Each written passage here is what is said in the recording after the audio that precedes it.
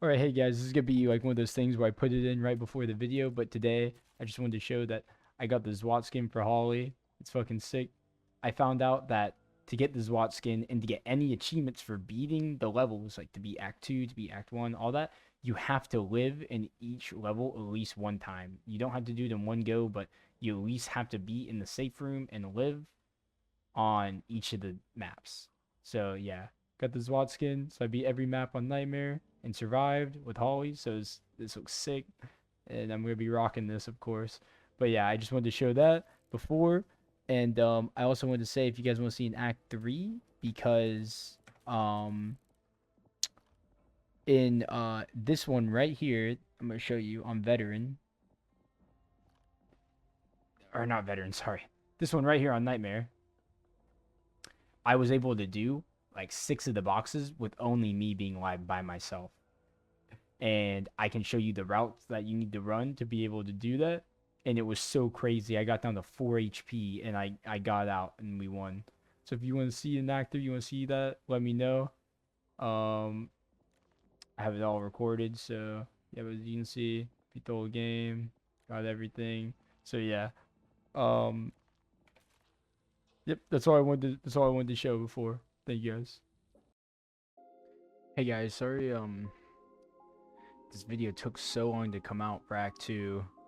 I know you guys were some of you were waiting for it. It just took me a really long time, and I'm gonna start uploading more frequently, so don't have to worry about that. This layout's gonna be the same, where I'm gonna go over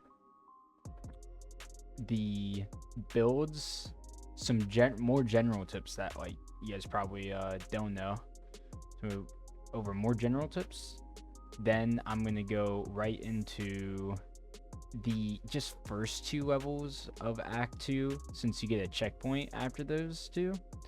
And if you guys want to see how to do like more like the whole tunnel area and stuff like that, just let me know. But I think, like I said, the hardest missions are the ones before you get the first checkpoint, so I'm gonna just do the first 2 levels. So this video should be, you know, shorter than the last one. Hopefully, I'm trying to knock it down. I don't want you guys have to really get to watch like a 20-minute video, but yeah, I'm gonna try to keep up all the content in it still, so don't think I'm like gimping out. But all right, so let's get right into it. So for the builds, I'm gonna post my teammates' builds again, because I don't know exactly what they ran, but for my build, I'm gonna go over it just like I normally do. This isn't the exact build I ran, but like, because I changed a lot since we beat Act 2, but I'm telling you, I would go into this with this build right here, and I would okay, so this is how I kind of do it. So for since we've been playing a lot of Act 3 recently, I have this first 3 cards as all sprint cards, but all you would do is you don't have to actually take anything out. You just move 4, 5, 6, face your fears, Vanguard, battle less, to the first 3 ones, and move 1, 2, 3 to the next 3 ones. So they'd be 4, 5, 6. You just swap like 4, 5, 6 with 1, 2, and 3, and that's all you'd have to do. Also, like if you're just trying to straight up carry in like pubs and like veteran and stuff like that, same thing. I would use 4, 5, 6 first before using 1, 2, 3. Before using the stam cards and the sprint cards, I would use the healing cards, because the healing cards is what allows your melee to work pretty much. All right, so that's what I ran.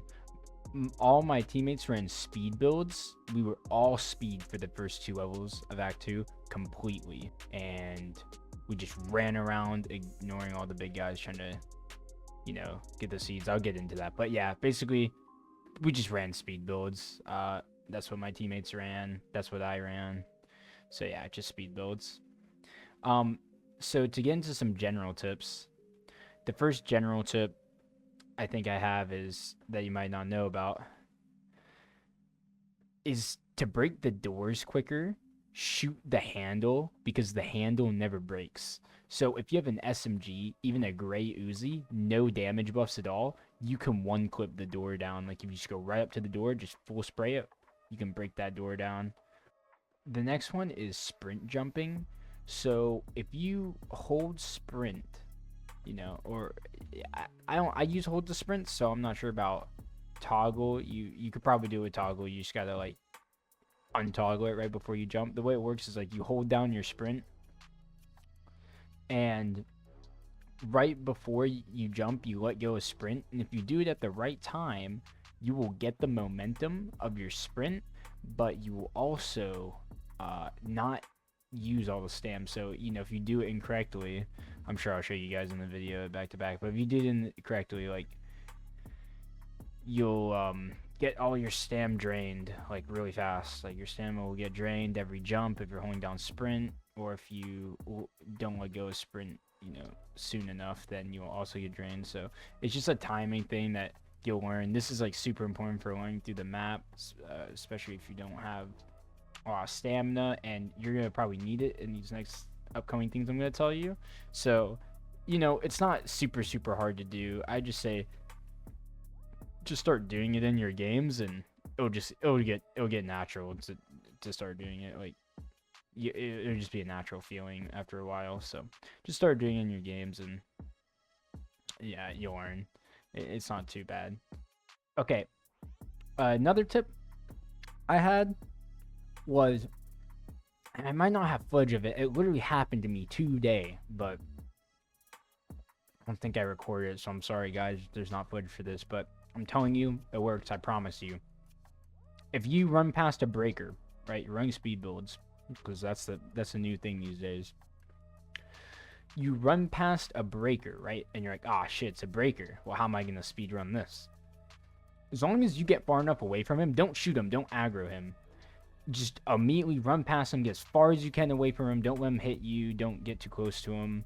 And it shouldn't put the zone. Whenever he puts the zone around him, like, you know, the little Fortnite zone, oh, storm zone, as long as when he places it down, you're not inside the circle, like you're outside in the storm, you will not take damage if you do not enter the circle. Just never enter the circle. So if you can get past him, he does the zone, you can fully go to the safe room. It doesn't matter. You'll be in the storm, but you'll take no damage unless you first go into the circle. And I don't know if that's a bug, but I feel like it's more like intended, because like, let's say you're in a pub game and you have some guy running ahead and he triggers the breaker like really far away from you guys, and then all you guys are in the zone and then you just die. That would be kind of dumb. So I think it's like to kind of combat that maybe.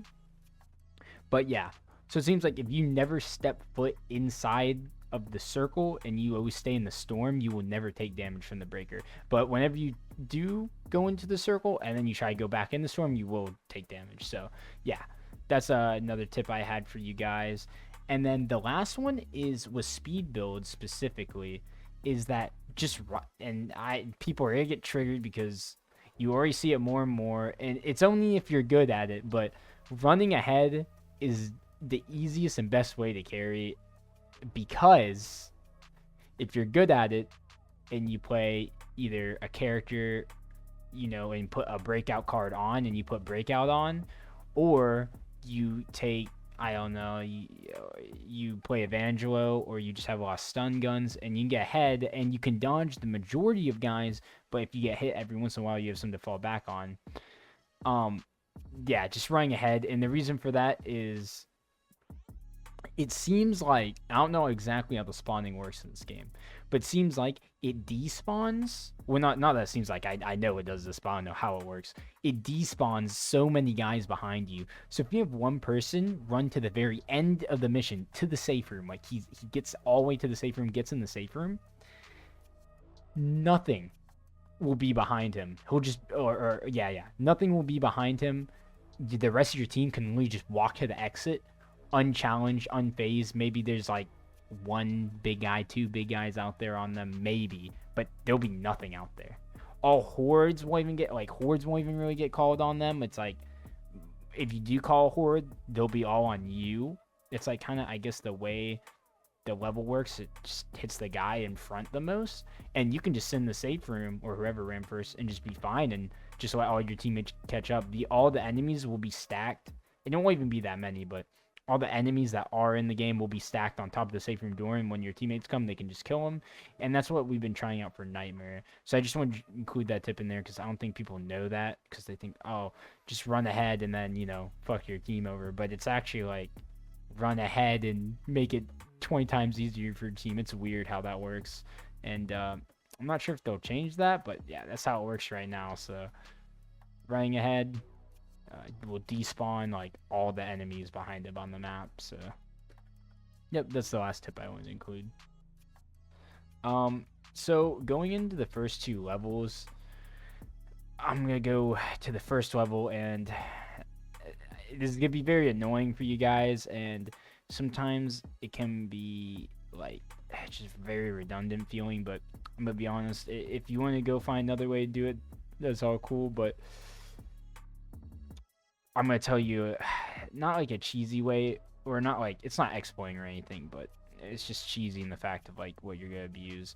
So on the first mission, you come out of Act 2, you're going back to the, you're going out of Fort Hope, and you're going back to the, or not back to the, but you're going through the, back to the streets, and then through the parking garage.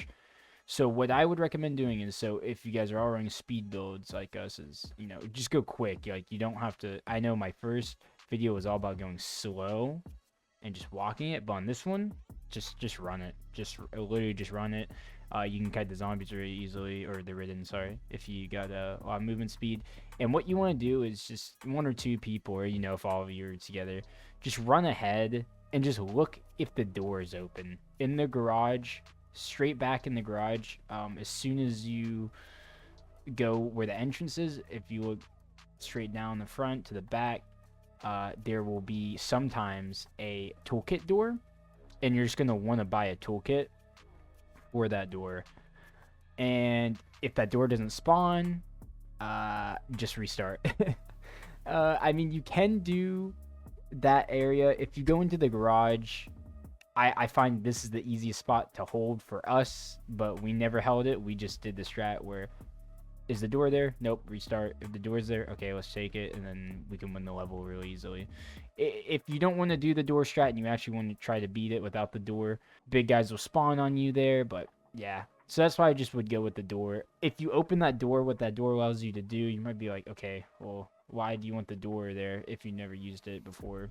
Maybe you don't know, but you can skip the whole entire seed part with that door. If you open that door, it's just like one of those stash doors. There's loot in the bottom, and if you go up, there's an exit door, and you can just exit out the top and then continue on the mission. The door will be like right where you come out of the garage for the rest of the mission. And then from there, you just want to sprint to the end. There's like a little jump. I might show it, but there's like that. It's not a big thing, but you can when you're sprinting through, you can jump around where the house is broken and there's a hole. You can jump around that way and grab the top of the ladder or the ledge, so you don't have to go through that one door if it's locked or not. I mean, it's just a little bit of a time save, nothing big. There, you just go into the next house, and then sometimes it's an alarm door. You can trigger it, and then usually once you get to that last big bridge at the end, I never knew this, but if a red shirt or exploder or something explodes up there, it will actually break the bridge. I've seen it one time happen in our game. I never even knew that was possible. But yeah, if you get an ogre at that part or something, just run past them. It's not a big deal. Pretty much that's gonna be it for the first level. Is you're just gonna run to the end, check all the sleeper spawns, obviously, do the strategy I was telling you where you just one clip the doors and shoot the doors down, because a lot of them are locked. I mean, obviously don't shoot the non-locked ones down, but a lot of them are locked, and you just gotta run to the end. That one's not too bad as long as you use the stash door with the toolkit. Now the second level can be pretty difficult. What I would do is I recommend, you guys will all have another speed card, so you can kite all the zombies out at the beginning. As soon as you leave the door, just hurry up and get out of there, because you don't want big guys spawning in there, like, or spawning outside and coming in. So just immediately go out, like, quick, get out. And then after that, I would say just go right into, into the into the police station and take out all the sleepers. Check left, check right. We'll just go in there. And then this part is gonna be weird for me to say this because I know the act one was all about going slow, all about kiting out everything. This one is gonna be kiting still, but based off of speed. You guys are all gonna. I mean, I'm not saying you have to split up, but that's what we did, and it seemed way easier. We went together; it was really slow. The other one, we split up. All four of us completely split up, and we were able to kill all the seeds really quickly. We all split up. Now, uh, all of us didn't make it, no, but at least we were able to break as many as we could, and that allowed the last two people to get out. So all we had to do, fully split up, break everything, and then you're out of there. That's pretty much what that comes down to. And then you get the arm from the last one if you want. I mean, it's not really a big deal, but I want to say that you at least don't want the one to break, the big seed to break, be the one that's right next to the safe room door. Only because I think it was in hours. Not that's like a big deal. I can't remember. Maybe you'll see the gameplay footage, but it just seems like if you break that one and you're over there for too long, it spawns all these big guys, and then you have to scan the door too. It's just gonna be very annoying to try to get through the door when you're like so close to winning. You want to get all the way there and then lose. So make sure like one of the other ones is the one you break last. It's not a big deal if it's not, but it'll be easier because then maybe like guys will be spawning around you in that area, and then you'll be able to run all the way back to the safe room, and there won't really be any guys there, not too many, and then you can scan and get out quick. So I'm just gonna go over those two levels. If you guys want to know any more, of the levels in Act 2, let me know. But I'm just gonna go over those first two levels because I think you guys should be able to do the rest. If not, let me know. I will make a video about the other levels, but yeah, and then just doing those two levels, you guys will get a checkpoint nightmare. So, yeah, I just want to go over those, and then the next few levels, I'll tell you, just speed build them. Just have at least one or two people speed build them. So yeah, you can. I mean, it'll be easy if you do. But yep, that's it. Thank you guys.